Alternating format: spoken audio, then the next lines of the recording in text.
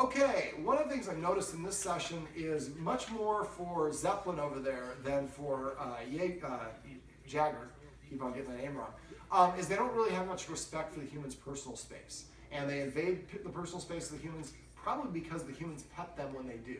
So we just got done going over petting with the purpose and passive training to start teaching the dogs things that we do want them to do that will get them petted, like sitting, coming, laying down.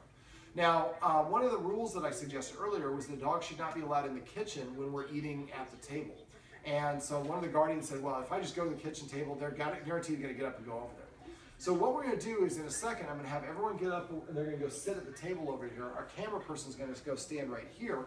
And I'm going to defend the kitchen and not allow the dogs to go in here. Now this is kind of a bigger space and there's 2 dogs. Now if it's too challenging, one of the things you can do is reduce the space. So you might take a couple of these chairs and put them here and create a smaller, more of a choke point, easier to defend.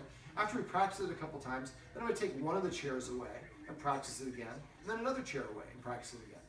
All right, so I'm going to show you how to use the escalating consequences that we went over off camera, how to use it. So let's go ahead and just go ahead and get up, and everybody's going to take a seat at the table. And actually, let's have you wait back there for a second. Let's see if the dogs get up. They're not. Both dogs are in place. So can you like open the fridge or something?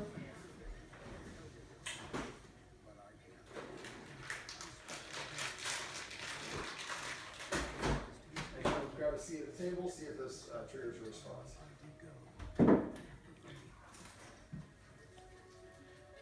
All right, so one of the dogs is off because it had surgery. Can you see me in the camera?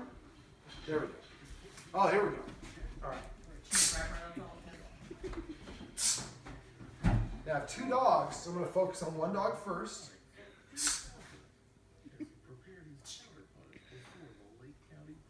See how he's backing up? He's probably going to try to go around that way. So now what I do,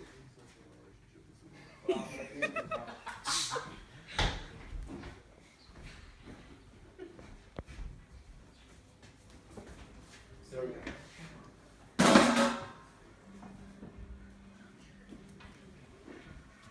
All right, good job. Keep our camera going.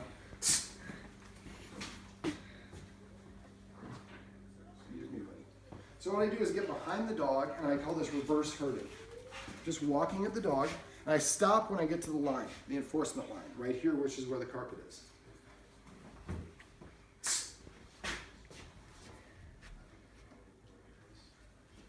Take one step back and I pause.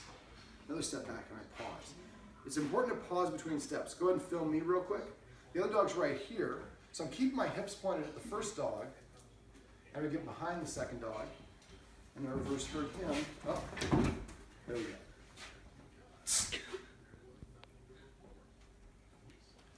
When I get to sit, I usually try to take a step backwards. I didn't tell him to sit. When he sits on his own, that's one of his ways of telling us that he's challenging us less. I take another step back and I pause between each step to kind of punctuate my movements. Now he's crossing the line, but he's about to LAY, I think. There we go. So at that point, then I can sit down. Now here's the other. And you can stay right there.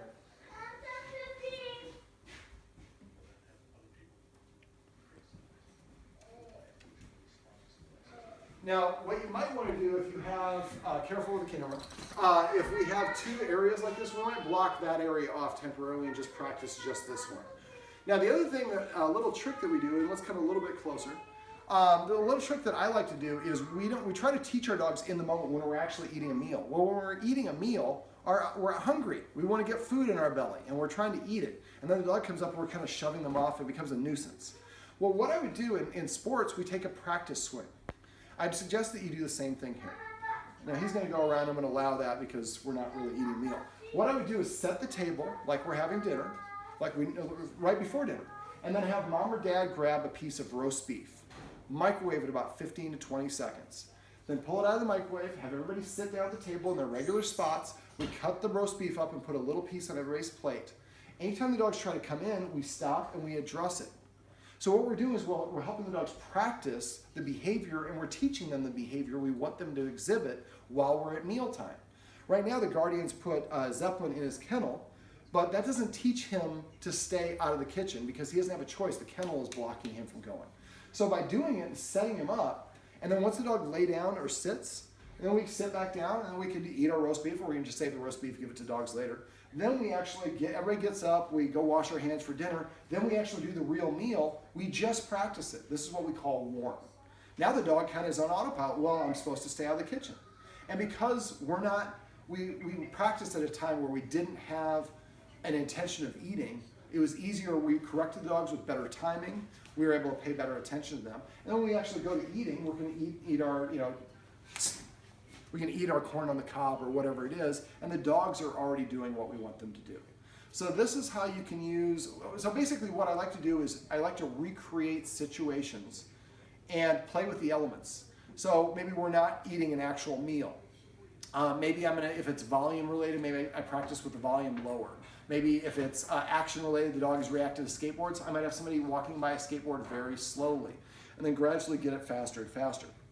So if your dog doesn't know how to behave in a situation, it's probably because you haven't taught him how to do it. Recreate the situation, play with the elements, lower the intensity, and make sure that you're not preoccupied with doing 10 things, and focus just on correcting the dog and teaching it how you want, and make sure when it does you what you want, that you reward it. So when the dog lay down here, one thing I could have done was petted the dog or given it a treat for laying down. The more positive reinforcement you can use, this is the reason positive dog training works so well. So this is how you can teach your dog to respect a boundary and stay out of the kitchen or the dining room while the family eats a meal.